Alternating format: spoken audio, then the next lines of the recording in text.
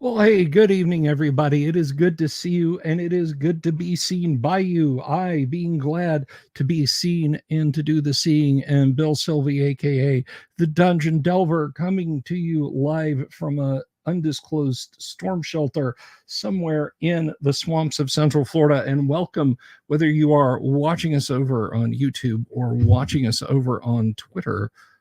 Thank you for stopping by.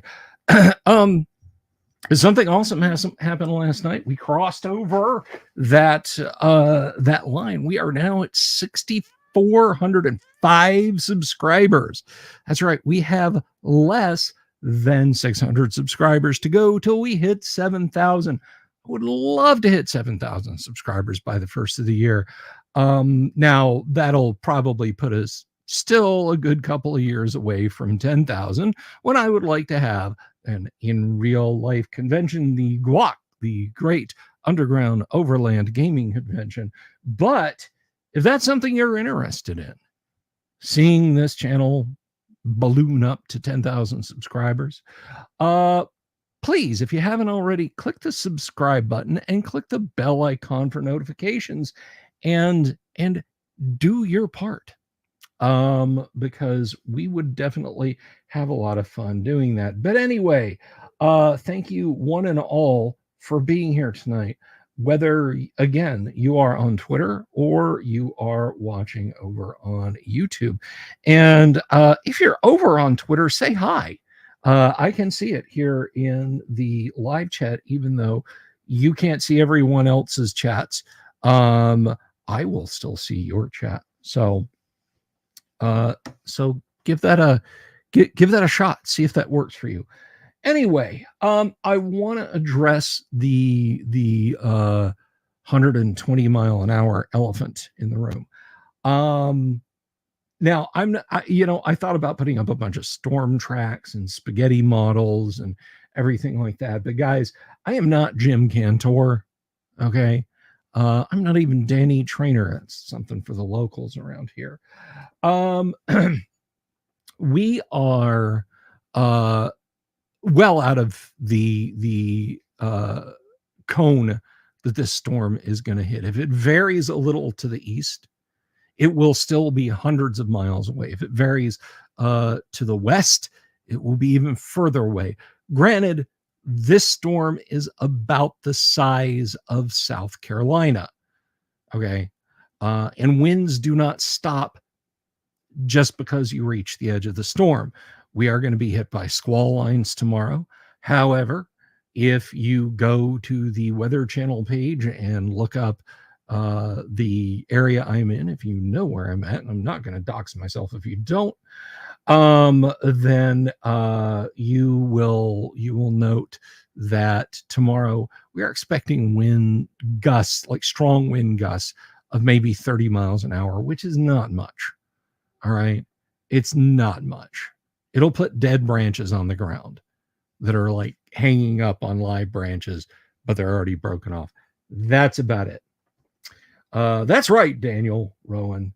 I am Bill gosh darned Sylvie. That's who I am. With that said, I have friends directly in the line of this storm, and I'm not going to dox them, but I have dear friends who are going to basically take a direct hit from this storm. If you doubt the power of this, I want you to look up a town in Northeast Alabama called Gadsden. It is a town I lived in when I was a kid. I've talked about Gadsden before. When I was a kid, there was Hurricane David rolled through Florida. I remember it was 79, 80. And we got like some leftovers from it. Like it made a windy, blustery kind of spitting rain day on the playground. But the wind was so nice that we actually cracked open our classroom windows and we had a lovely breeze through. So that was kind of an interesting / neat experience. I feel like that was a fairly early storm. I feel like that happened towards the end of the year, but I could be wrong. The end of the school year, I should say, which would have put it in the springtime. Bear with me. I'm going somewhere with this, I promise. So you look up that town, look at the storm tracks. If you want to look up spaghetti models, by the time that storm gets up around that city, that large town, small city of Gadsden, it will still be packing 70 to 75 mile an hour winds. Look where it's landing.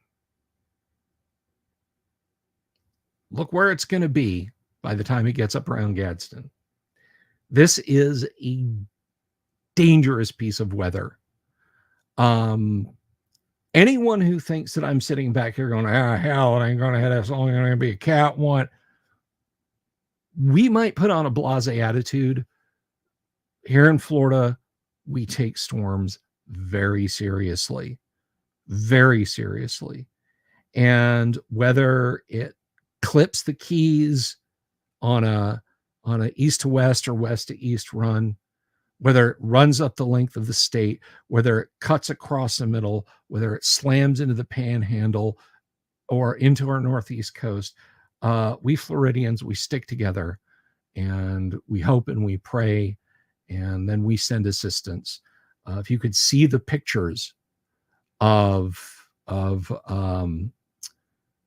various power companies, Duke, Florida Power and Light, Florida Electric, not just from Florida, but from out of state, parked under highway overpasses, just literally just a few miles outside of where this is going to hit. And folks, I need you to understand something here. We talk about post-apocalypse as a gameable scenario.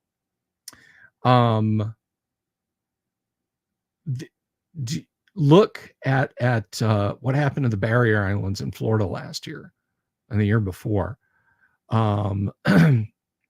This is going to annihilate a lot of people's lives. It will hit with the force of a nuclear weapon. Imagine a persistent nuclear bomb going off and slowly moving as it explodes.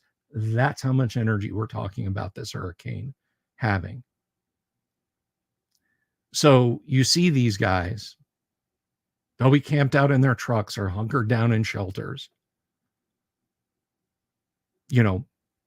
miles from where this thing is going to hit. And as soon as the last winds die down, they're deploying. They're going to be going. They're going to be getting electricity back on for hospitals, for stores, for gas stations, for police stations, for fire stations, and for homes. So I think that's something we could all take a minute to appreciate. So again, I am not blasé about it. I'm glad that it's not hitting us this time. I'm sorry that it's hitting anyone. What I would like to see it do is suddenly it just kind of veers off into the middle of the Gulf and just does this crazy, circle until it peters out and no one gets affected by it. That's what I'd like to see, but that won't happen. So with all of that said, let me greet you all. Mead Mornon, Daniel Rowan, Vinny, TB Flowers, Rabbit Wrangler, Jimmy Invictus, braced for the music. That was very good. Daniel Rowan, Lord Misfit, Jorge Uribe. I had the weirdest dream. I dreamt that I came down and visited you in Chile and we were hanging out. I other than your PFP, I don't think I even know what you look like. That was just so gosh darn hilarious. Shin Chara, hello. Gonzalo Lira's bar tab. Do we have any spells? I might have a spell this evening. I don't know. Dungeon Minister, greetings. Jorge, it would be fantastic, wouldn't it? Because your city is weird, and I mean that in a good way. I mean that in a really good way. It's like you think of, okay, it's a city, and then you look at it on Google Maps and you're like, man, all this needs is like a wall around it. It'd be like a medieval city. I love it. I love what I've seen on Google Maps. But anyhow, Robert Turner.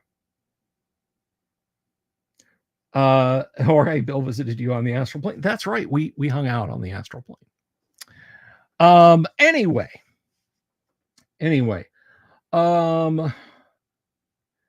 So tomorrow, we have got a heck of a show tomorrow. Tomorrow we're going to have John Popson. Pig Face Orc Games is a little thing he's doing something with. We're going to talk about their Kickstarter.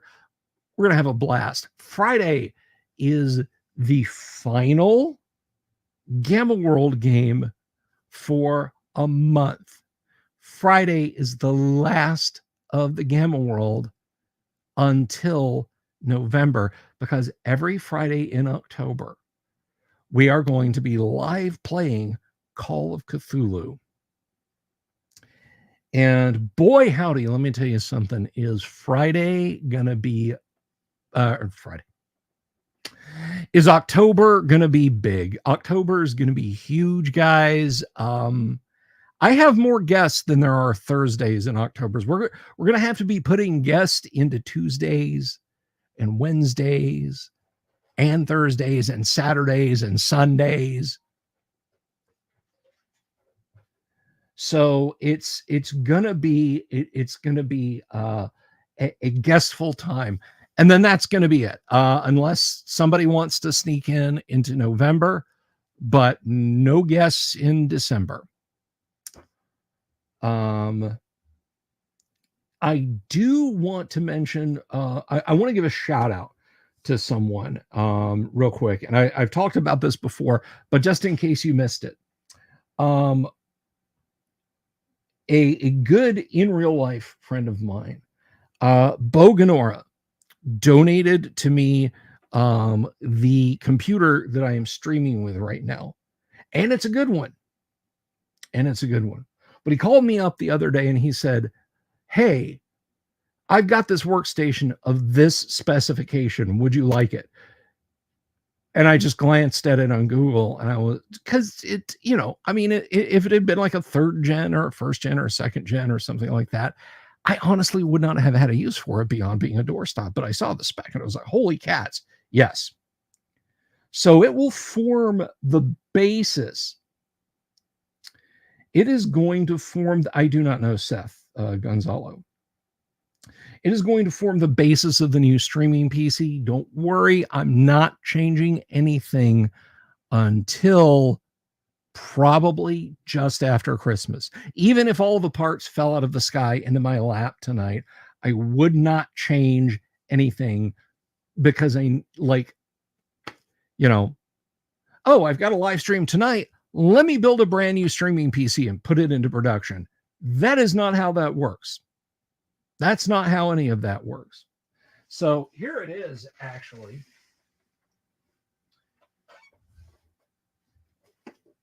Right here. This is an HP Z440G. No, I'm sorry. This is a Z2 G4, 8th gen.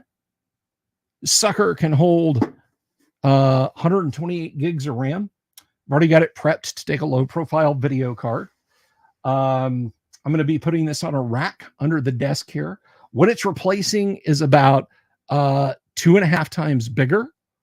So I'm looking forward to getting this into production. Thank you. 1,000 thanks to Bo Ganora.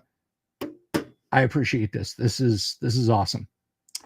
Michael Connor, hail and Bretta. Just a weather report, my friend. That's all you missed. So let me very carefully set this down.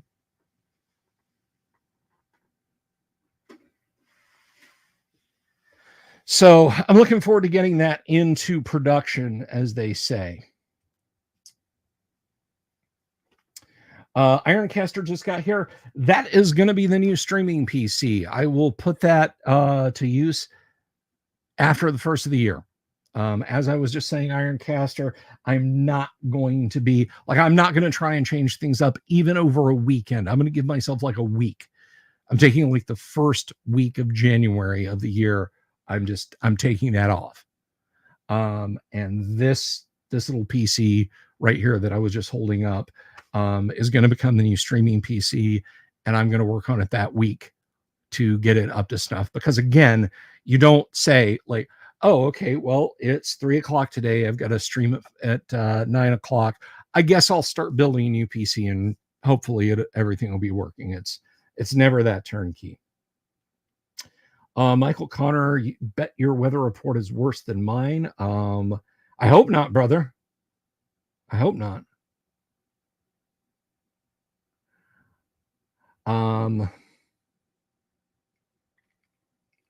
But anyway, let's get down to some fun. Let's get down to some fun. Just before we do, the last thing I'm going to mention before we get down to some fun is I am going to be live streaming on the Aurora and Jason, or not live stream. No, not live stream. Pre-recorded video on the Aurora and Jason situation tomorrow. That's coming out tomorrow. I have thought about it, and I have stuff to say. Keep your head down, Michael. Keep your head down, brother. Love you to pieces. All right, so let's talk a little bit about what I got in the mail today. Let's talk positivity. Lo and behold, I have that issue of Time magazine. This is the Dungeons and Dragons special time edition Dungeons and Dragons, the game that changed the world, 50 magical years, the birth of role-playing, the power of dice, dragons that heal, plus Inside Live plays Critical Role in Dimension 20. So we're going to deep dive this a little bit tonight. There's a caveat, a little bit. We're going to be deep diving this tonight. The caveat is for a couple of reasons. Now, so when I got this, and this just came, was it today or was it yesterday? I think it was today that this came. But I thought, oh, this is an issue of Time magazine that has a special about Dungeons and Dragons in it. And then there's the usual Time magazine stuff. Now, I think I would wager most of you folks out there are probably, I'm going to go ahead and add this right now, are probably old enough that you know what Time magazine is. But just in case, see, I look at my demos. Bob Gnarly, love you too, man. Thank you. Just in case you don't know about Time magazine, it is a newsy publication. It's got a fair bit of opinion in it. And we're not going to get into the specifics of it. We had a subscription when I was a kid. I think it's a week, or at the time it was, no pun intended. It was a weekly, but it was considered a very up-to-date and informative place to get your news, even if you didn't like their slant. And I think one of the most famous mentions of it, at least in popular culture, is there's that great scene, absolutely fantastic scene in Die Hard, when Hans Gruber is stalling the FBI because he wants other terrorists freed. It's what he says. He says, our following revolutionary brothers and sisters must be freed from their bondage. In Northern Ireland, the 6 members of the new Provo Front. In Canada, the 3 members of Liberté de Quebec. In Malaysia, the 7 members of Asian Dawn. And then I think it's Alexander Goodenough. mouths at him, Asian Dawn. And he covers up the phone and says, I read about them in Time. And then goes back to talking to the guy. But he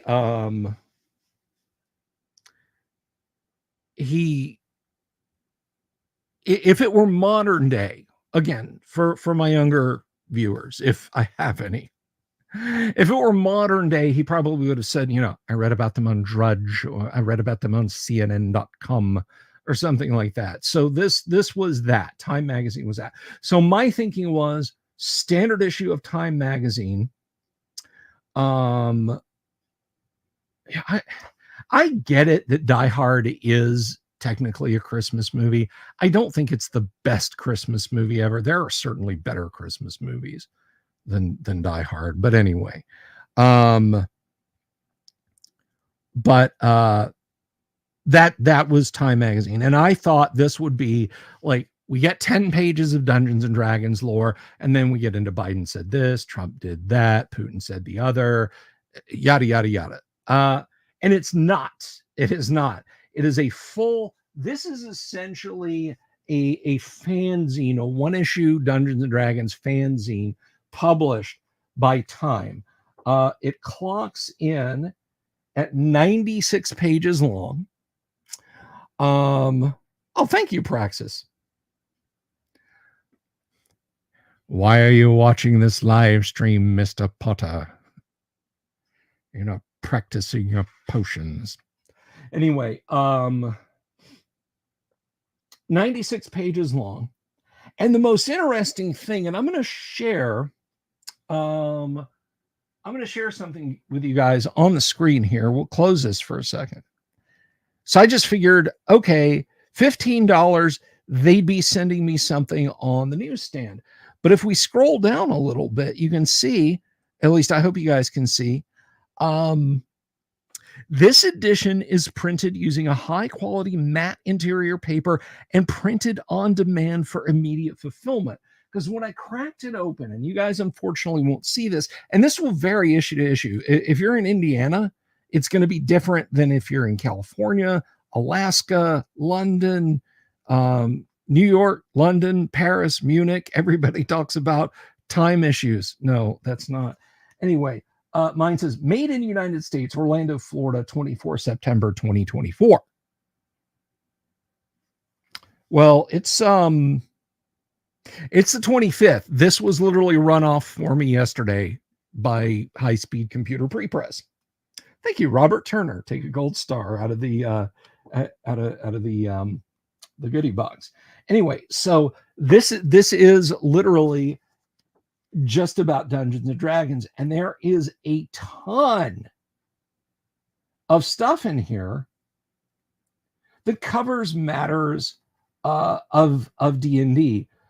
Now, when I saw that it was print on demand today, I thought, aha, usually when you get a print on demand, you can get like a PDF or an ebook version. Unfortunately, that was not the case. And you guys know how much I love showing you all things as we read them, rather than just me sitting back and reading. You know, I love to show you things as we read them. Luther, roll tide, brother. It's not going to affect us that much. I was just talking about it. It's actually Alabama is going to be, it's going to be pretty breezy. May have wind gusts 30, 40 miles an hour in Tuscaloosa on game day, but we'll see. We'll see if that's a good thing or a bad thing. I don't know, but anyway, so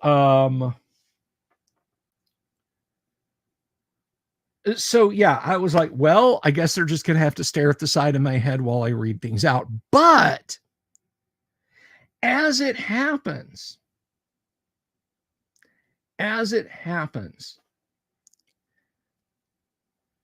the sample section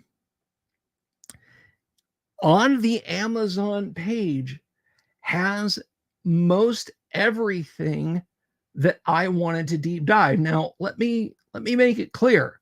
We could do the entire issue, but really, once you get out of the first third, they kind of start to talk more about D&D as a merch thing, as a multimedia thing. Now, I know a lot of you guys are like, well, that sucks. That's not what D&D is supposed to be. But let me remind you guys, and if you don't believe me this, watch any number of documentaries. Talk to Paul Stormberg the next time he's here. He's going to be here in October.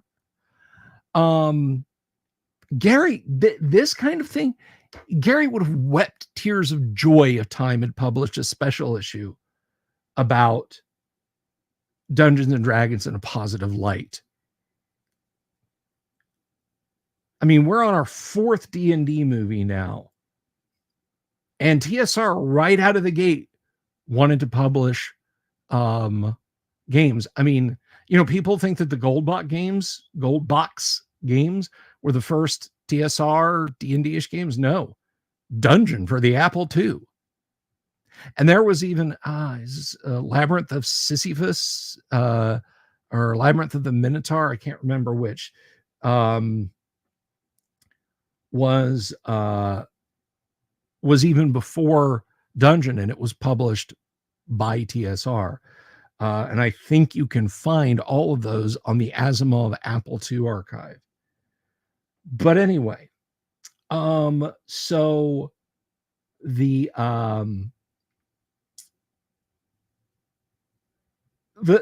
fact that there's computer games and movies and TV and all kinds of pop culture, that doesn't really offend my grognard sensibilities. More than like the presentation of the history. And my concern when I got this, thank you, Dungeon Minister, Labyrinth of the Minotaur.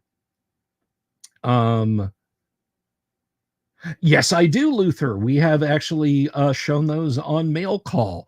I do have the stamps. Do I have them? Are they over here? Or are they over yonder? Do I have them here? Yes. There's my sheet of stamps, Luther. Let me just remove this real quick.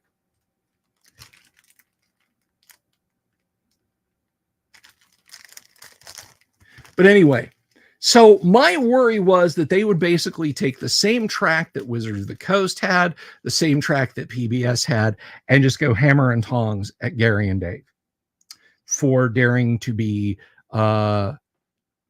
Caucasian guys from Wisconsin and Minneapolis, respectively, Minnesota, respectively, in the 1970s. Surely it's an unforgivable crime, right? But they didn't. And conveniently enough, the part I want to focus on in this magazine is all right here in the sample. So let's read together, guys. Let's read this together. And we will check this we will check this out, and we're gonna have us a good time reading the relevant bits. And you can check this out on the Amazon website too. Before I get into the read, I do want to talk a little bit about this. This is actually like D&D module quality as far as print quality. It is on a semi-gloss page, so it's not too shiny. The cover is gloss. The cover is like a heavy, like a 70-pound cardstock almost. It's got like a UV gloss cover. Hey, Kabuki Kid, good to see you there. As I said, 96 pages. It does have a table of contents. And in the overall, it's a fairly well put together book from a binding standpoint. Will it last, 50 years? I don't know. I do know if it was saddle stitched, it would. But perfect bound, I don't know. So if you get one of these and you're just an inveterate collector, maybe you'll want to polybag this after you've read it, or get one to read and then get one to polybag. But for now, we'll put that there. So let's check this out. Let's dive into this together, and you can kind of follow along the screen. So we have the big blue and gold D20. I think that's just a standard D&D miniatures mini. I mean, that looks like a plastic base. Plastic miniatures or minis are often sold painted, but many dungeon masters prefer to paint their own. Alan Cooley of Main Street Board Games Cafe in New York hand painted this dragon for the venue's D&D game. So good job. Good paint job. I should have known that it wasn't just a pre-made mini, because the paint job is really nice on it. Although I wish they hadn't emphasized plastic. A lot of us like metal, and there's still a lot of it out there.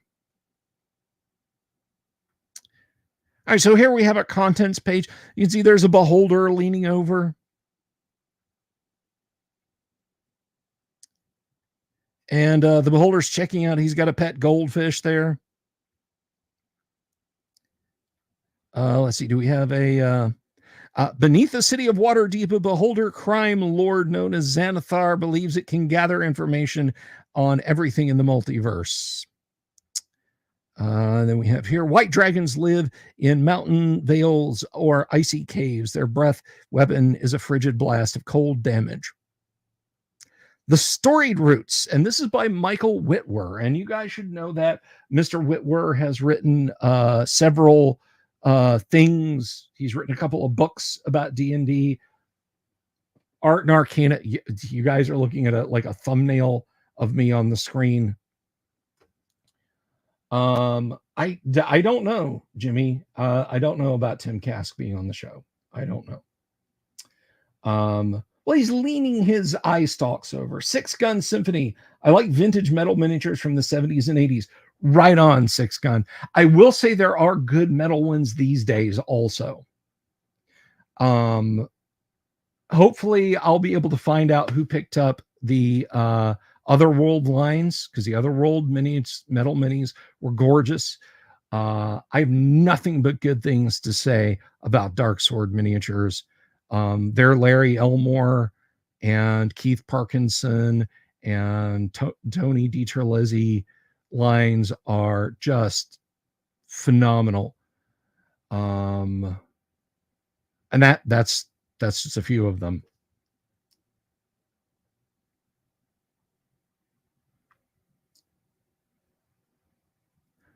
So The Storied Roots by Michael Whitwer. While Dungeons and Dragons has had an influence on modern day fantasy, its own inspirations lie in the pulp fiction of the early 20th century by Michael Whitwer.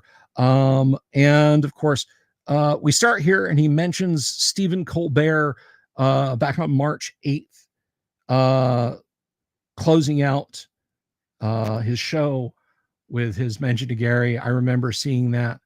And he rolled a D20 and then cited a bunch of rules that Gary never played. Oh, we can search it there.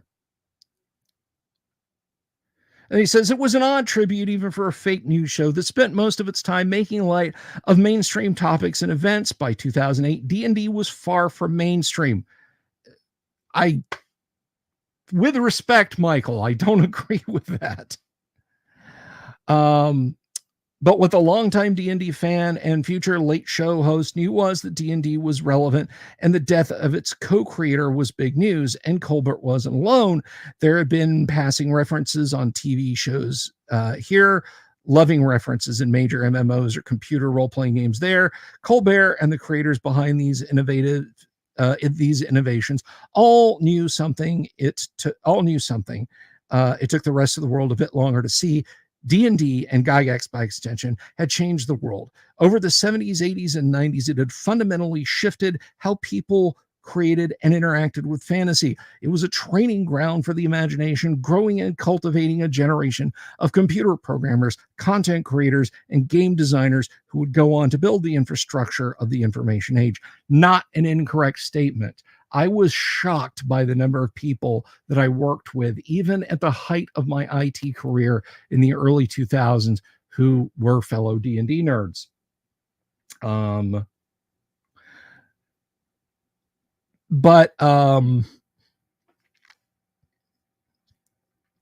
He continues on. An estimated 50 million people have played the game. Millions more watch others play on Twitch and YouTube. Now, you guys know we play D&D here on Tuesdays.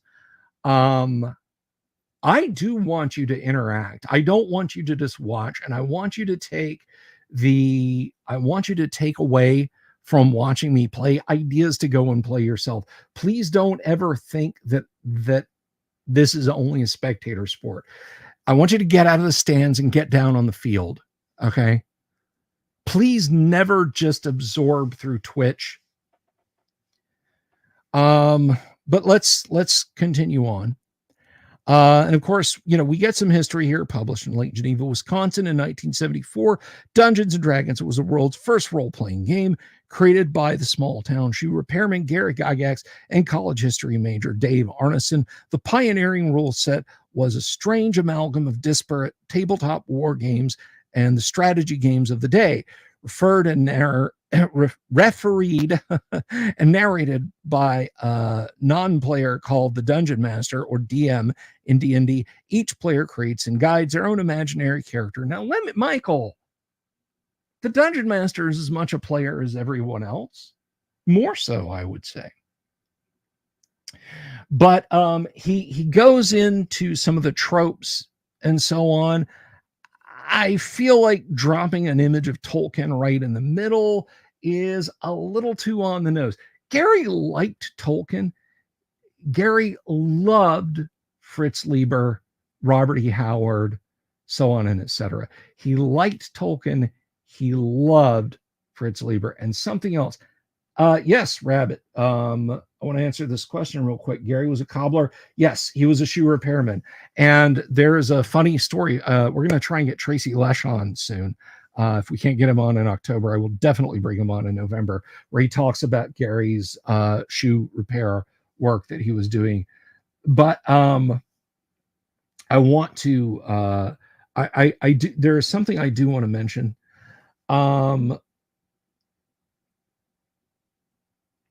Oh, that is wonderful. Jimmy Invictus, Tim Kaine of Fallout Games said today that AD&D was his favorite TTRPG, and he still has most of his books. That is fantastic. Hey, maybe I could get Tim Kaine on the show, It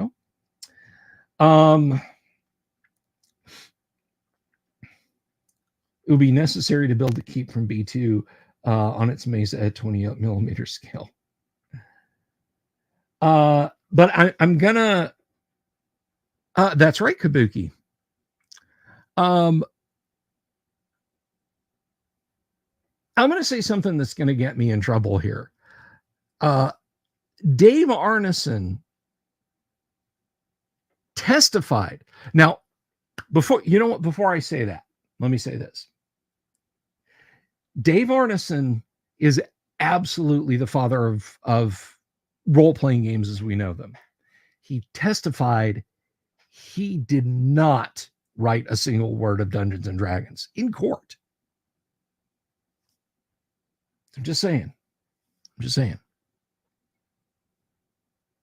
But I don't think it's wrong to say that RPGs were created by Dave Arneson.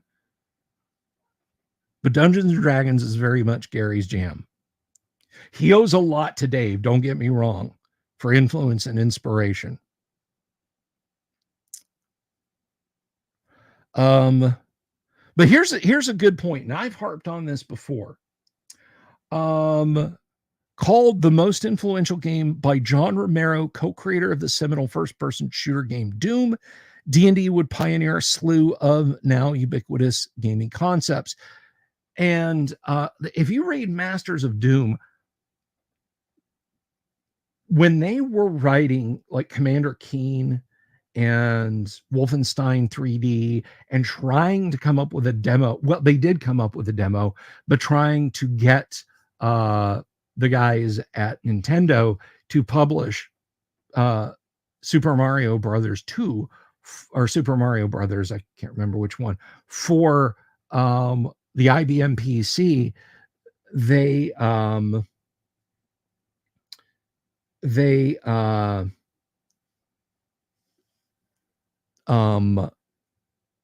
were playing Dungeons and Dragons in their house in Texas. And when they weren't coding or sleeping, they were playing D&D, which meant about 8 or 9 hours a night playing D&D. At the end of their D&D campaign, they had collected this tome of evil, and there was a demon who wanted it. And the demon had a weapon of great power called the Daikatana. Yes. And he said, I'll give you the Daikatana if I can have the book. And the party eagerly said yes. He gave them the Daikatana. He took the book, and when he opened the book, the world was overrun with demons. And they thought that was so cool. They thought that was just like over the top, crazy cool. And that became the concept for Doom. What happens next? Of course, they tarted it up with science fiction, but basically, you're stuck in a world that's overrun by demons. You have a bunch of guns. What do?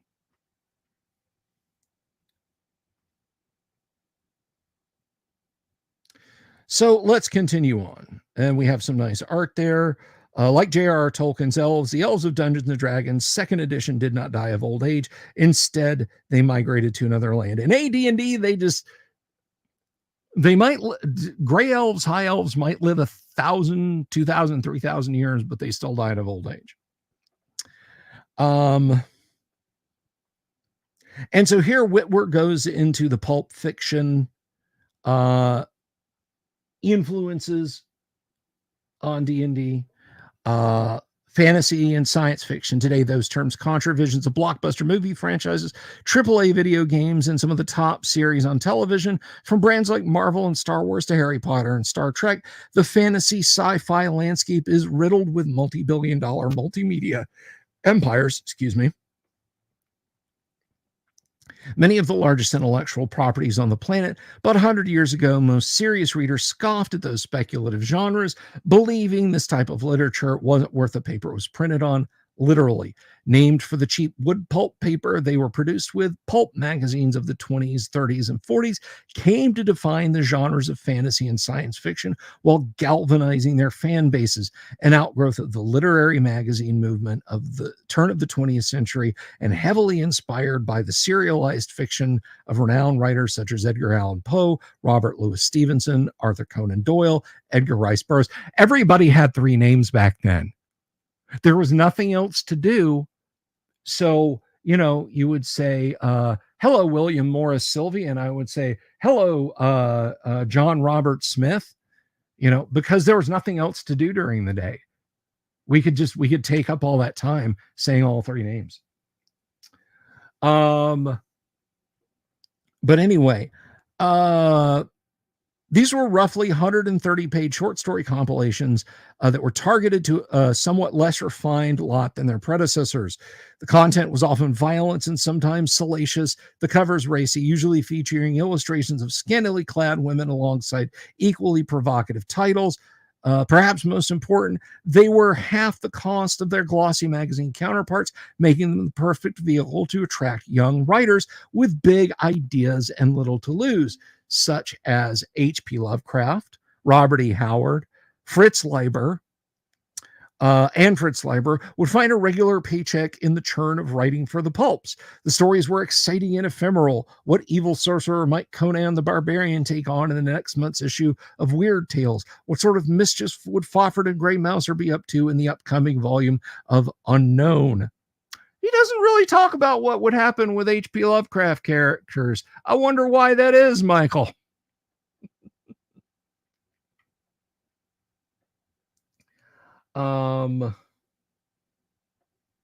Jorge Antonio Uribe. Exactly.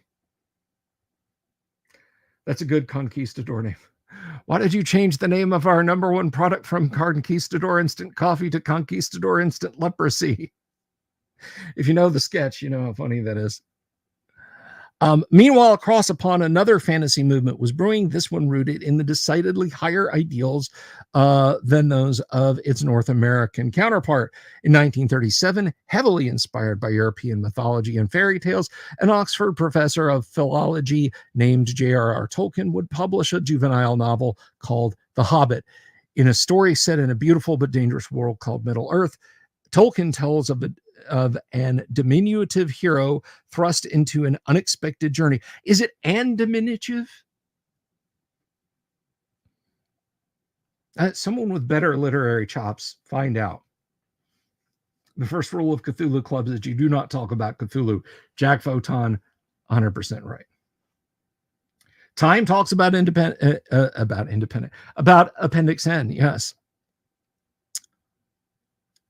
So Whitworth goes on and he talks about Tolkien, and then we have some dice and a background laying on a character sheet. The 20-sided die is the most important die in D&D, used for attack rolls since early entries of the game. D&D's third edition rule set is referred to as the D20 system because it integrated the die into more core mechanics. But he continued developing into the Lord of the Rings, yada yada. We know the Lord of the Rings. And then we get in there from pulps to play. Wargaming during the 1960s was an esoteric hobby practiced by a small and disparate community of mostly young people scattered across the country. Some purchased board war games, such as Avalon Hill's Gettysburg, while others could be played with a variety of miniatures on a table with homemade terrain that emulated a battlefield, with a focus on role-playing and simulating famous battles.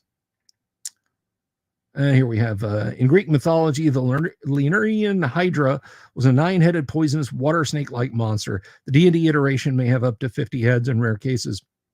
More if you just keep cutting them off. And there's some plastic D&D minis. But anyway, he talks about, let's see, in 1969, a pulp fantasy enthusiast and passionate wargamer named Gary Gygax observed, "There's a great interest in war games of ancient and medieval times, but few games are published." He subsequently partnered with a local wargamer named Jeff Perrin and made one himself called Chainmail. Published in 1971, Chainmail was a 60-page digest-sized booklet of miniature wargames rules that sought to, quote, interest the wargamer sufficiently to start him on the pursuit of medieval history, end quote. But with 20 years of fantasy spinning around in his head, from the pulp stylings of Robert E. Howard to the new and readily accessible craze led by the works of Tolkien, Moorcock, Anderson, and Vance, Gygax landed on a wild idea. He would add a section at the end of the rule set called the Fantasy Supplement because, quote, most of the fantastic battles related in novels more closely resemble medieval warfare than they do earlier or later forms of combat. The 14-page supplement goes on to promise that those rules allowed players to, quote, refight the epic struggles related by J.R.R. Tolkien, Robert E. Howard, and other fantasy writers.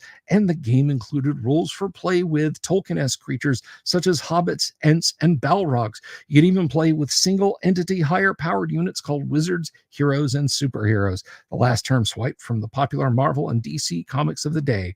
With this, the fantasy game was born. Right there, Whitworth says the fantasy game was born. Avalon Hill had great games. They could have had a fantastic game if they'd bought Chainmail and then Dungeons and Dragons.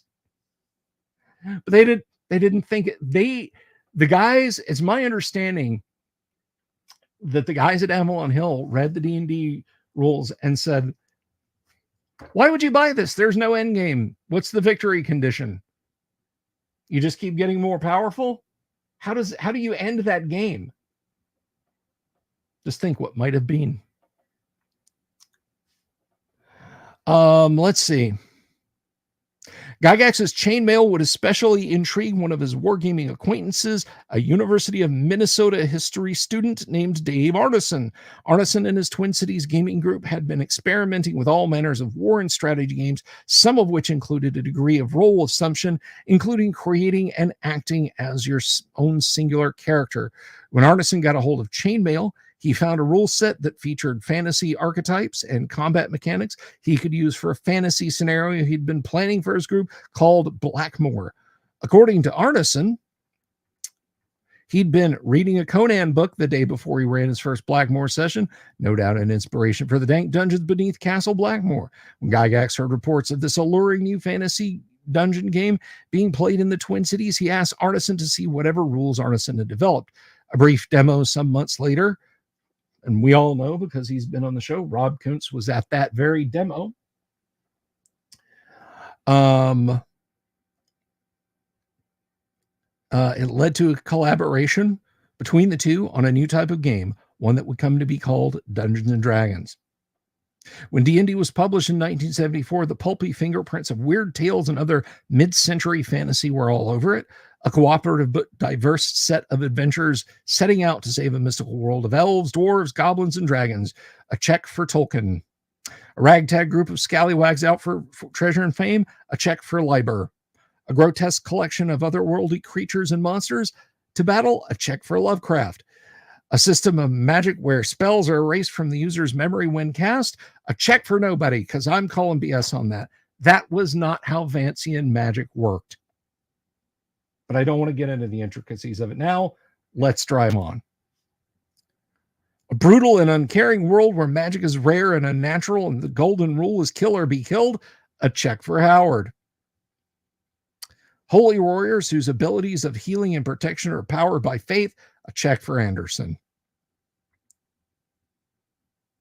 And then there's a quote from John Peterson here. Pulp fiction delivered a visceral, immersive narrative of fantastic adventure, as games historian and author John Peterson puts it. These were stories that demanded more than just to be read. Fans wanted to experience these adventures themselves. Finally, in 1974, D&D provided a technology that made that possible. And that technology, whether instantiated on a tabletop or a desktop, has been a dominant force in popular culture ever since. I'm sorry, the preview screen is a little hard for me to read. Kamikaze has been reading Village of Hamlet.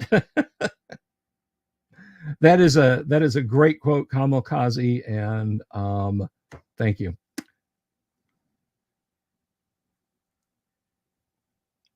So anyway, just kind of goes on about the history that we all know, and that's, oh my God, it's coming straight toward us.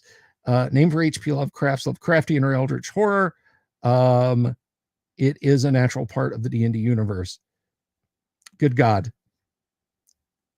So you would think that all that prattle that I just rattled off would be enough to say, here's the start. But that's just the introduction. I haven't even begun. Little known fact, all you have to do to do a good Vizzini is just speed up an Alan Rickman. Just if Alan Rickman is a 33, I haven't even begun. Then Vizzini is the 45. I haven't even begun. Maybe it's yeah, that's a gas spore, certainly.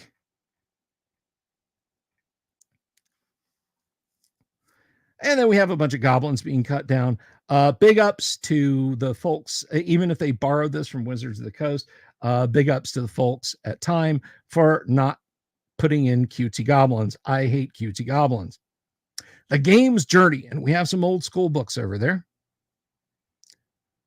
This is by Ava Erickson.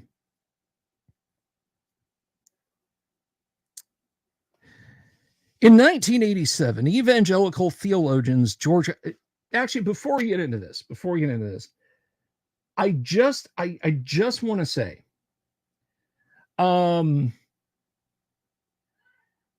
even though it was Michael Whitwer, even though it was John Peterson, big ups to them for not dragging in a bunch of stupid dross about Gary's life. I find it the absolute depths of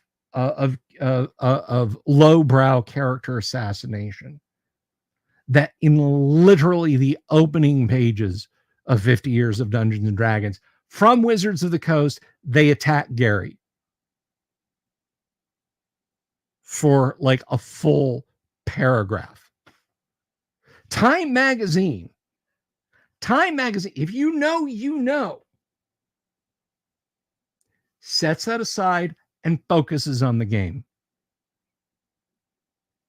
You should be very ashamed of yourself, Wizards of the Coast. Anyway, let us continue on. The quintessential role-playing game has been viewed as a niche hobby, a satanic beacon, and now an expansive media franchise by Ava Erickson. In 1987, evangelical theologians George Grant and Peter Leithart published a 17-page book called A Christian Response to Dungeons and Dragons, The Catechism of the New Age. The cover featured an illustration of an evil-looking dragon clutching one child in his fist while reaching menacingly for another. It sounds like a great module cover, actually. I'll have to look that up. The authors claimed that, among other evils, Dungeons and Dragons promoted witchcraft, devil worship, and magic was corrupting the minds of America's Christian youth. Dungeon Minister, can you weigh in on that? Dungeons and Dragons is a dangerous game. It serves as an introduction to evil, a catechism of occultism, a primer for the ABCs of the New Age. It is a recruiting tool of Satan. Read the conclusion.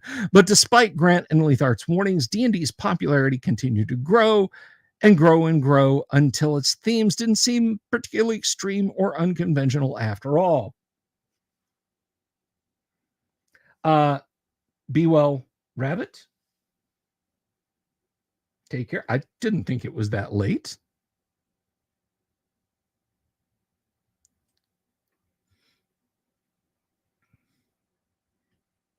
I'm trying to put this where I can see it a little bit better because my neck is starting to hurt.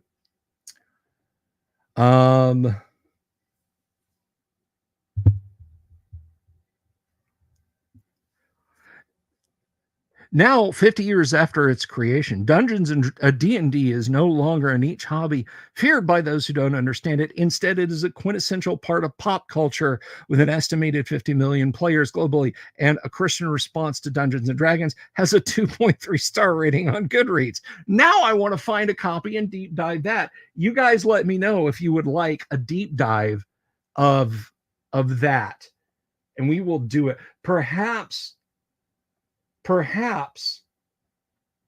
we get Dungeon Minister on. What do you say, Father Aaron? If I track down a copy, assuming it doesn't cost an arm and a leg, you want to do a deep dive? Let me know. I'm not putting you on the spot. Doc Flamingo, thank you for the super, brother. Thank you. Satan autographed my 1E DMG. He was pretty cool. I think that was Stan at the comic store. Hail Stan!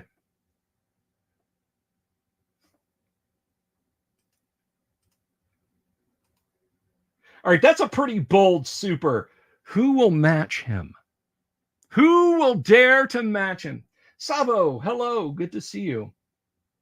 By the way, did I see Savo? Oh, no, that was Shinchara. Sorry. I thought I saw Savo's name pop up. My apologies. All right, so let's move on. All right, Dungeon Minister is in.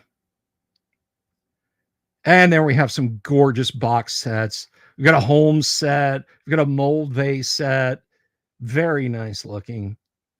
Chainmail and White Box Edition. In the 60s and 70s, Gary was part of a small but passionate community of tabletop wargamers in the Midwest. As an insurance underwriter, Jehovah's Witness, and father of 5, Gygax would meet with his friends during his free time to clash giant armies of miniature figurines in large-scale battles. Maneuvers were determined by rolling dice, and one player would serve as a judge to help settle disputes, which were typically related to minute historical details of World War II, the Civil War, or whatever other military era the group was into at the moment. It was kind of stodgy and historically focused, and the people who were into this were super serious, says John Peterson, role-playing game historian and author of Playing at the World, who explains that the majority of the wargaming community was white, and that there we go. And then we're leaving that alone.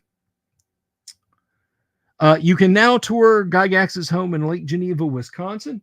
Hey, Gonzalo,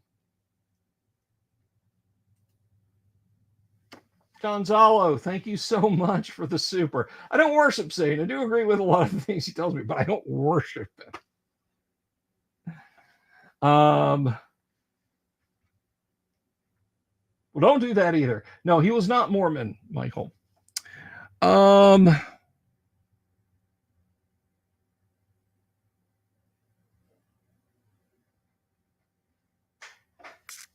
Gygax particularly loved tweaking rules and creating supplemental guides, and he even teased other wargamers who were too married to the rules. They write in and ask the publisher of the game what to do. Whatever they were told, they did. And I said, that's just silly. Just make it up. Or that's silly. Just make it up. Hey, Shinchara, thank you very much for the super. I appreciate that. I said your name and you appeared.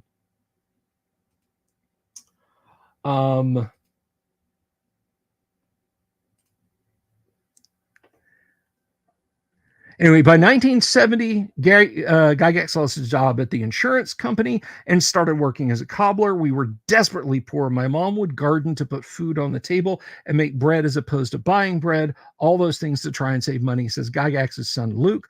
Trying to make ends meet, Gygax took a stab at game designing professionally.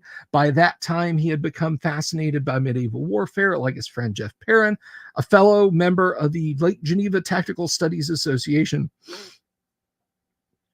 Perrin drafted some rules for a new game that Gygax expanded and dubbed Chainmail. In Chainmail, single miniature represented one character or a hero. Thank you, Michael Dale. I appreciate it, guys. I really, really appreciate the supers. I absolutely do.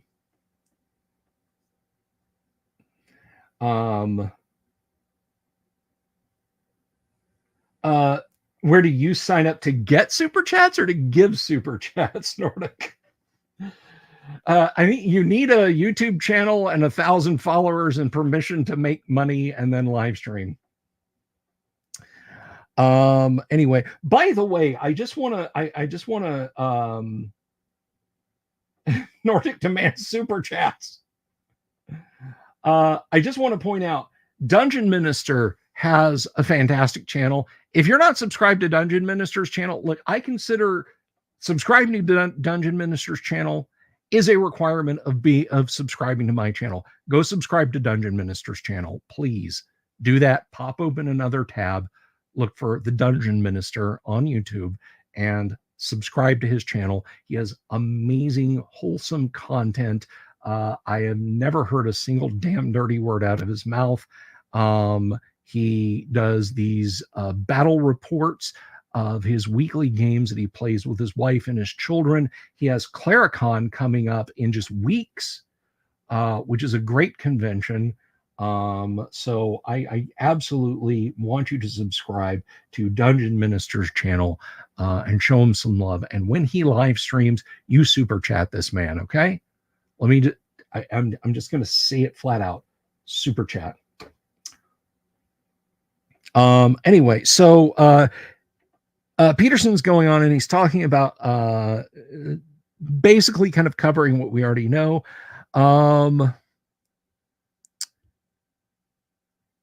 Gygax originally published the rules in the Domesday Book, a zine created by the Castles and Crusade Society, which was founded by Gygax, but he quickly met with pushback from the rest of the wargaming community, who, Gygax said, wouldn't even speak to him after Chainmail came out.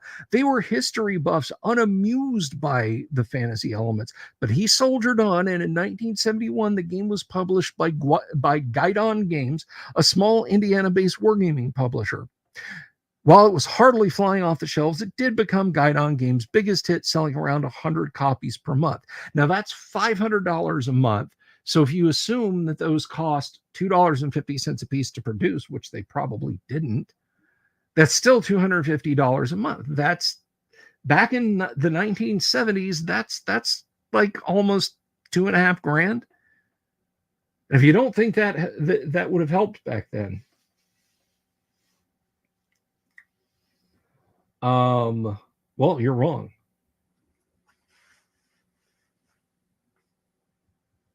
Excited by the idea that game designing could be his full-time job, Gygax had also been collaborating with Minnesota-based wargamer, and I bet I know who we're talking about here. Some lovely photos there. So he's talking about working with Dave on D-Guts.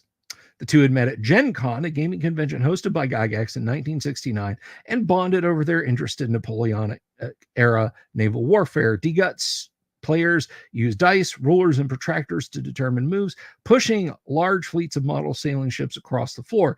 The game was ultimately published by Guidon Games a year after Chainmail.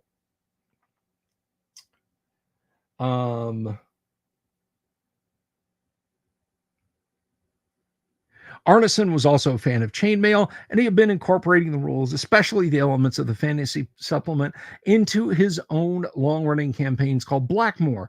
Unlike the other wargaming campaigns at the time, the Blackmoor campaign was far less concerned with historical accuracy, and players didn't always stick to the rule books. As a leader of the game, Arneson took on a role far more involved than that of a simple referee. He would set the scene with detailed description of monsters and other fantastical beings as the players descended into a 6th-floor dungeon he had dreamed up.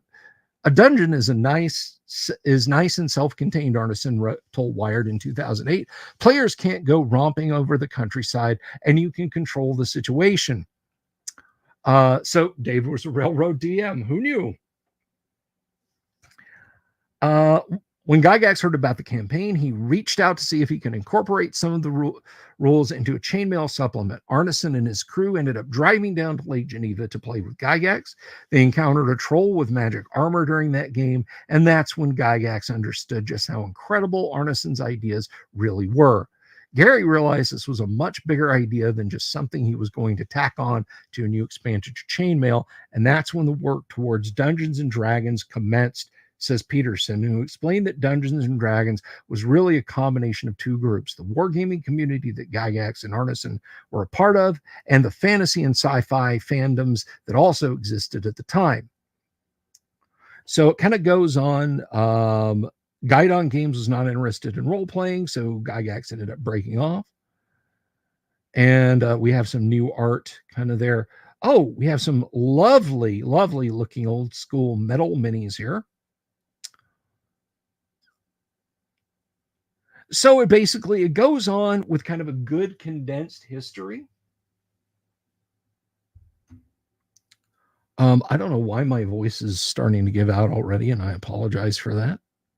But we'll continue on as long as we can. But let's just kind of jump ahead a little bit. In 1974, D&D officially hit the market. It took 10 months for the first printing to sell out, but the second printing started taking off, and soon Gygax was receiving calls 24 hours a day from players around the country, quizzing him on the rules or asking him to dungeon master over the phone. That's right, DMing groups via telecommunications. It was a thing from the get-go.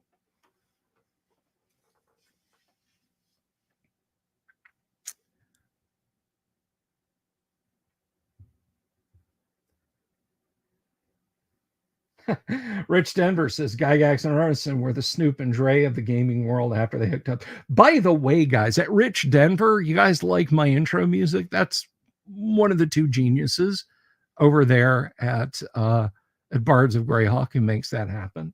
I need to play that whole track for you guys again. Maybe I'll just do like a video, like, you know, that's kind of like the pans around the books and everything, but like a whole video for it, and just stick that up on YouTube.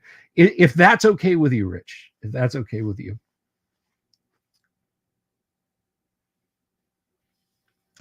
But anyway, so let's see. Luke Gygax, a military veteran and game designer, recalls attending conventions with his father where people would ask for his autograph. It was apparent he was a well-respected game designer and figure in the community, which he enjoyed, not in a pompous way. He would always talk with people. He loved to chat with gamers and hear their ideas. And that was very true. Even during the short amount of time I knew Gary, he was not like some untouchable, like, oh.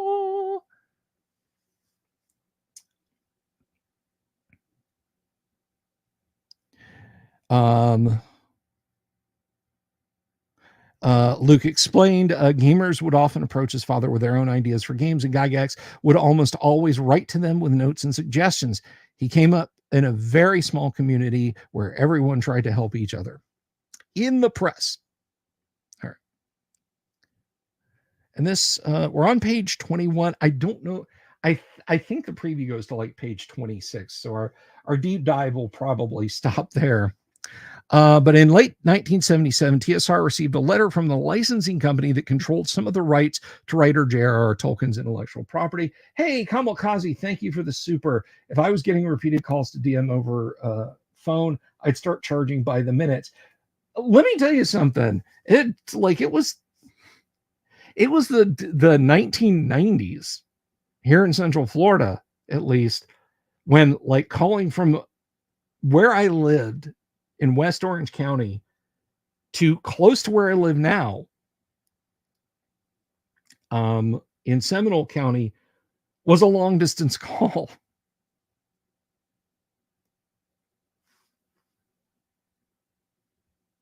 But thank you for the super, Kamalkazi. Anyway, he said that Hobbit, Balrog, and Ent infringed on copyright. Interestingly, Gygax was not a fan of Tolkien's work. It was so dull. I mean, there was no action in it. I'd like to throttle for Frodo. He wrote to Wired in 2007. It was ultimately decided that ideas, including dragons and goblins, were public domain, but hobbits, ents, and balrogs became halflings, trants, and Baelor. Let's see. Tensions had also been brewing between Arneson and Gygax, whose creative differences continued to spark conflict. TSR ultimately did hire Arneson to work for the company, but he was unhappy with his position. By the time Arneson got down to Lake Geneva in 1976, he already felt like he wasn't able to contribute to the work that was going on. Says Peterson, by 1976, Arneson was out, but that was only the beginning of the feud. Just a year later, TSR published 2 new versions of the game, Advanced Dungeons & Dragons and Dungeons & Dragons Basic Set. While Arneson had been receiving a percentage in royalties from TSR, Gygax argued this new version was different enough that he was no longer entitled. Arneson sued, and in 1981, the case was settled, with Arneson receiving a 2.5% on certain AD&D titles.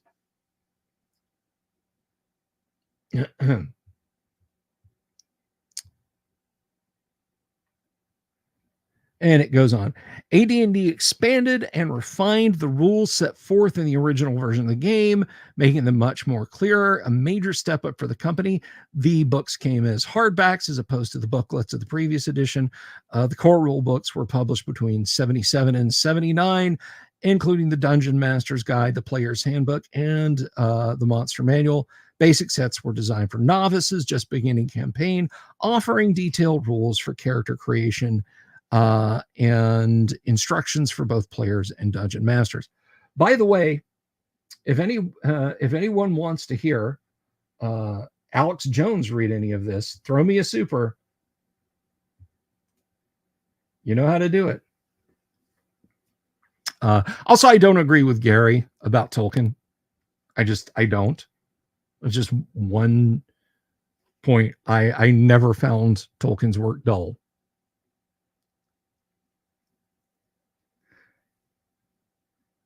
See, I don't know about Kobold Union meetings being disorganized, Dungeon Minister. They're lawful evil, so I would tend to think that they would be very, they'd show up on time, they'd listen to what the union boss had to say, then they would start fighting each other.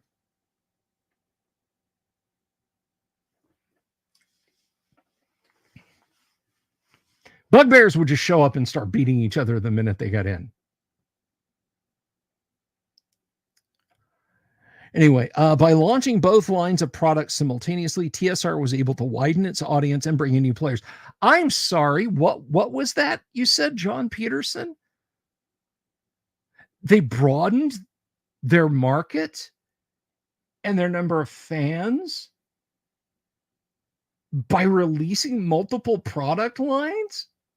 Bless my soul. It's almost like you don't have to fire fans of your other works to sell them your new works. What a concept. If only someone could seize on that.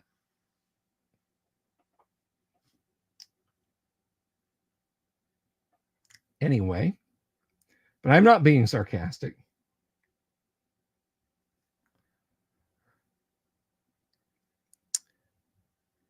And that we come to something now that honestly I can't really like.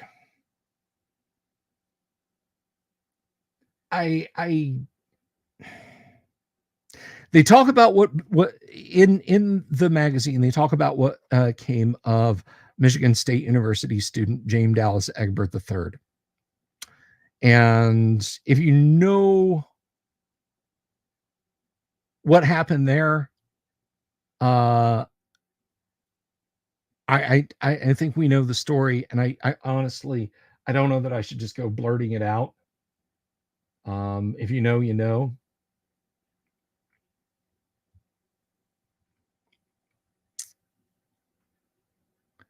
But to move on past that,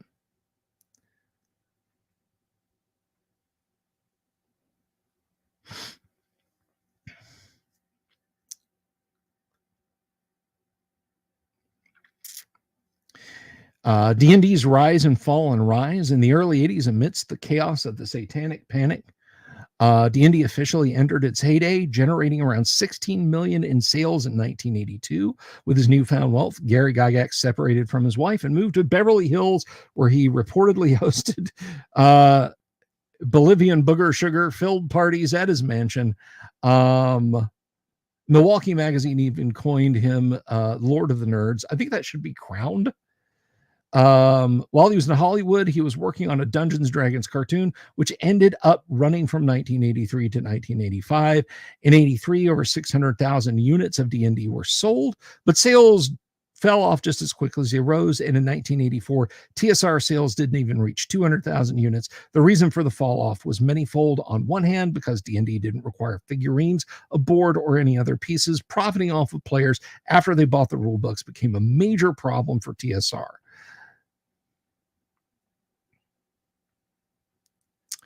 Additionally, trying to keep up with its unexpected success, it hired dozens of new employees, but sales started to level off as the company failed to adjust to shifts in consumer spending on hobby games. Gygax blamed the financial troubles on his fellow board members, Kevin and Brian Bloom. They ain't fellow as in equal peers. They ran the company. Bloom, who said he purchased around who he said purchased around 70 company cars and 1.5 million in furniture when he was in LA. Essentially, TSR overestimated how much sales would continue to rise, sinking it into serious financial trouble. In 1984, TSR began publishing novels based on D&D set in the Dragonlance universe. The books were originally conceived by husband and wife duo Tracy and Laura Hickman, working with editor Margaret Weiss. There are now more than 200 D&D inspired books written by a variety of authors, with the most recent being 2024's Dragons of Eternity. Now, we all know that the first D&D novel was written not by Tracy and Laura Hickman. And that's fine. That's fine. That's no patch on them. It was written by Andre Norton, and it wasn't set anywhere but Greyhawk. Good night, Kabuki. Did I miss someone's super?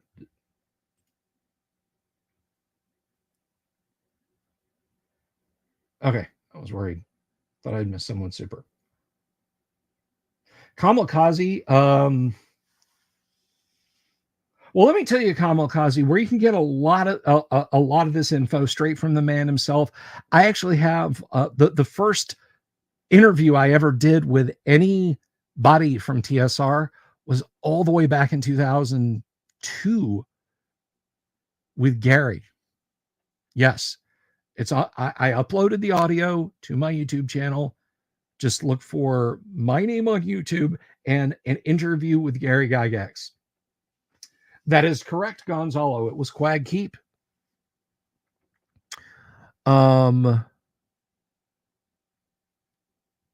After a series of layoffs in 1985, Gygax hired businesswoman Lorraine Williams. Williams could see the company's potential, and in October of that year, she went behind Gygax's back, purchasing his partner's shares, which made her majority shareholder. Feeling fed up and betrayed, Gygax, who felt like the company was being taken over by non-gamers, sold his own shares in 1985 and officially left TSR.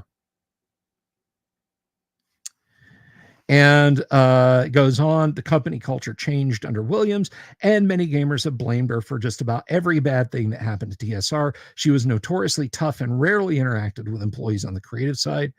She was not always in touch with what we did, but she was very loyal. Her reputation was so great and almost mythologized, where people were afraid to say no to her. Jim Falone, director of sales and marketing at TSR, said in historian Ben Riggs' 2022 book, Slaying the Dragon, A Secret History of Dungeons and Dragons. There are even rumors that she was a model for the Lady of Pain character from the Planescape set. But despite, or perhaps because of, her tough leadership style, the company continued to thrive. And then it kind of launches into the work of Zeb Cook, a former English teacher from Nebraska, who had been working at TSR for years, along with a small team of designers. He began to work on a second edition of AD&D. While the rulebook maintained many of the core principles and design elements from the previous editions, some of the rules were honed, making them easier to follow. Steve Winter, one of the other second edition designers, described the original rules to Riggs as having a one-on-one conversation with Gary Gygax. They were charming, but not much help when questions arose in the middle of a battle. I disagree. Mr. Winters, I disagree. But second edition was a success. When it was released in 1989, it sold over 400,000 copies. And from there, we just kind of go into the purchase from Wizards of the Coast, New Generations. And this is actually a very good timeline. Unfortunately, that right there, where it starts off explaining the start at 1972 and then on into 73, is where our sample ends. So we have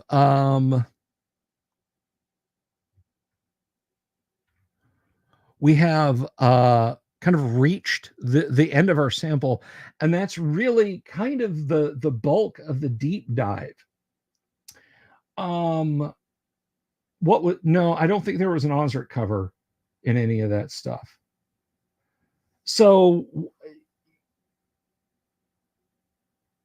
what do I think then of at least the 20 solid pages of D&D history? If you don't want to read Slaying the Dragon, you don't want to watch any of the excellent documentaries, but I do recommend you read or watch the documentaries, particularly Pat Kilbane's excellent The Dreams in Gary's Basement, which covers a lot of this material in greater detail.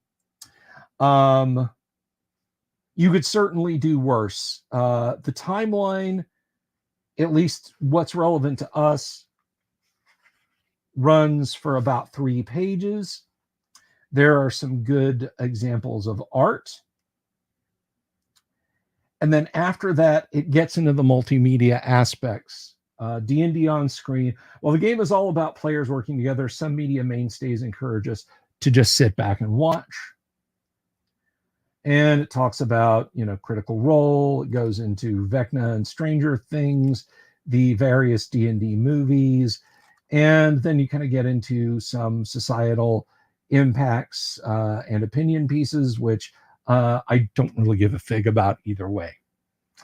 Now, this cost me shipped, because I got some other things. I don't know what shipping on this individually would cost, but this cost $14.31. Do I think it's worth it? It is a nice looking piece. It has some good fantasy art inside. It's got a nice, tight retelling, if a bit bland and too fence sitting, in my opinion, about the early history of TSR. But it's not bad. Is it gameable? Not in the least. They do not show a single glimpse of a stat block, old or new, not a single portion of a map. The artists, of course, the great, amazing artists of TSR go completely unsung. It's really just a focus on Gary and Dave when talking about any individual creators.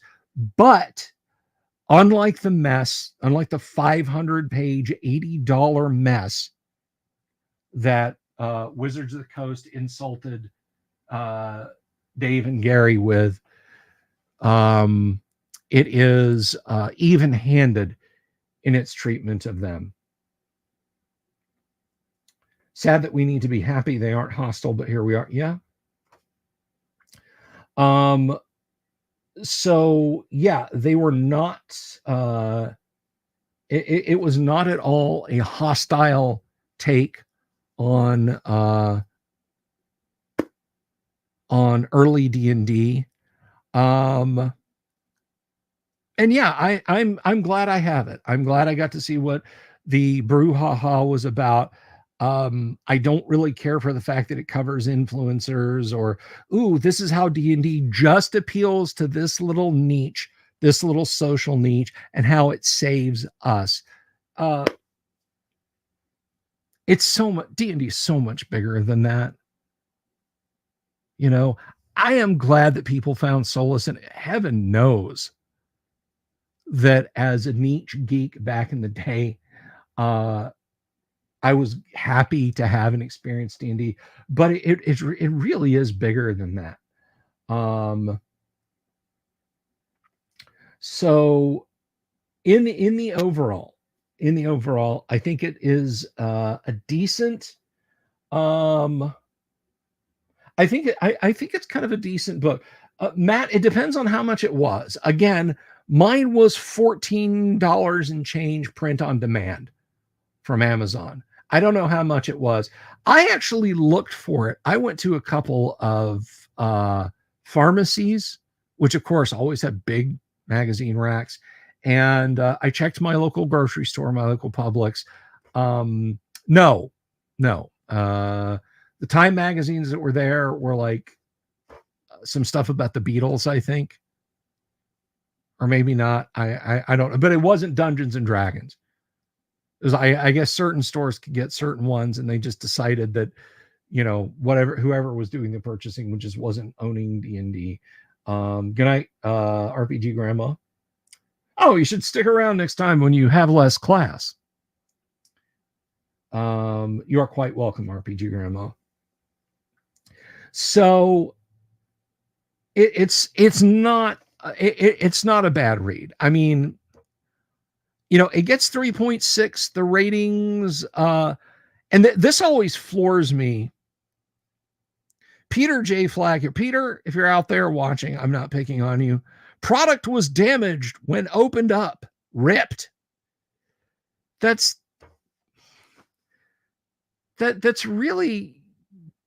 just between you and the Postal Service, or you and Amazon. I don't think you can knock the reviews like that. Like, I received my laptop, but the screen was broken. 1 star. It says nothing to how good it is or isn't, because they are like literally, hello, Amazon, I got my laptop. The screen's broken. We're sending you a new one. Sorry about that. You know, I got my magazine. It was ripped. Okay.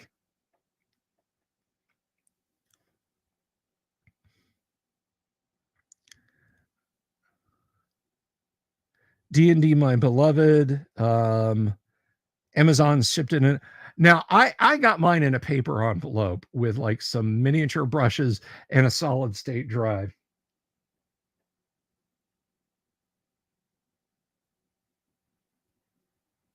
Let me tell you something, Jimmy. He knew. He knew. You hold that close, man. He knew.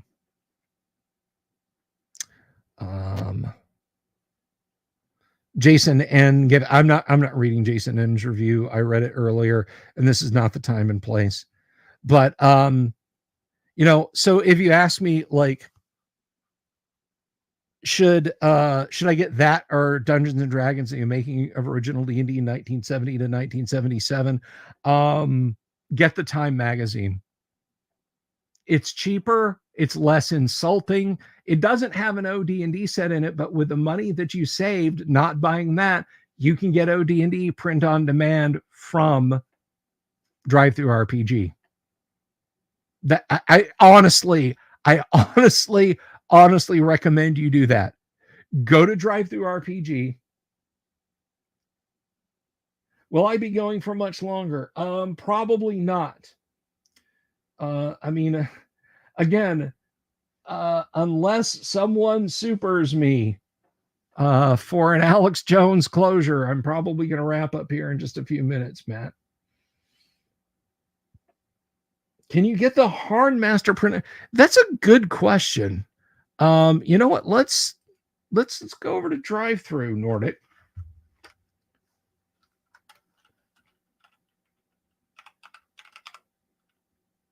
Thank you, Crafty Matt.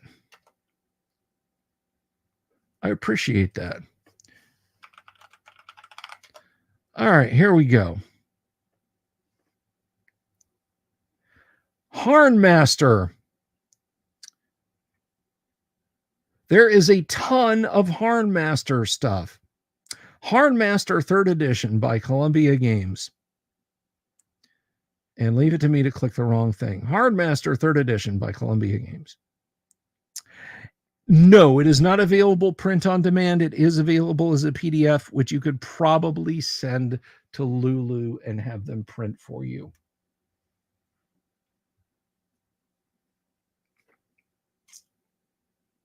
Yeah, Hardmaster is one of those that nostalgia hasn't completely like sunk its claws into and began to pump the life out of.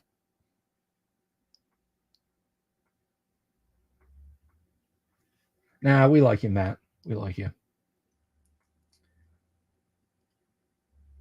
But anyway, I'm probably just going to go ahead and wrap up there, guys.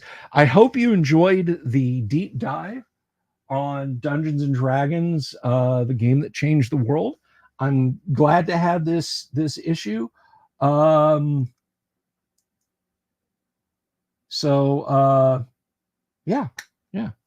I hope you guys appreciated it. We will be back. This is Wednesday. Tomorrow is Thursday. Tomorrow, I keep thinking today is Thursday. Tomorrow, we've got a guest in the studio. We might have 2 guests in the studio, but John Thompson, Pigface Orc Games. They'll be talking about their Kickstarter. We'll wheedle into John about miniatures and about the state of the hobby and all sorts of fun stuff. John is awesome.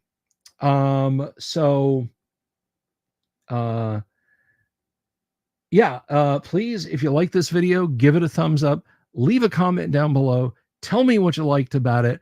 I'll do more of it. If you didn't like it, leave a thumbs down and tell me down below what you didn't like about it, and I'll do less of that. I'm easygoing. I'm very easy to deal with that way.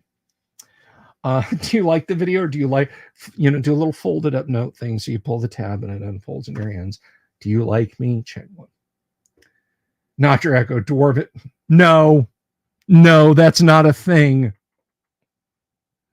We'll be fine. We'll be fine, Jimmy. Don't worry about me. It's going to ride the storm out. But as for the rest of you, I'll be fine. But I'm worried about the rest of you guys, because let me tell you what, you might be concerned about a hurricane, but what you should really be concerned about is the dreaded owl bear. Peace. Good night. Love you all. Have you seen my owl bear?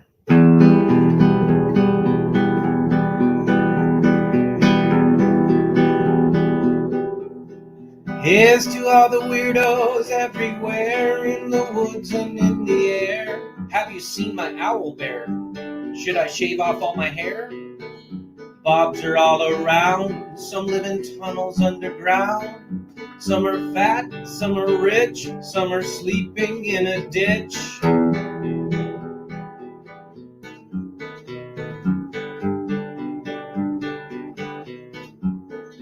Can you ride a crooked horse without a saddle, way off course? Naked as a toad, all the way to Smoky Joe's. Have you seen the little creep driving fast in his little green Jeep? He smells like fish and brandy, but his rotten teeth look dandy. Take me to the show, I don't care if fast or slow. From action flicks to dancing dicks, just take me to the show.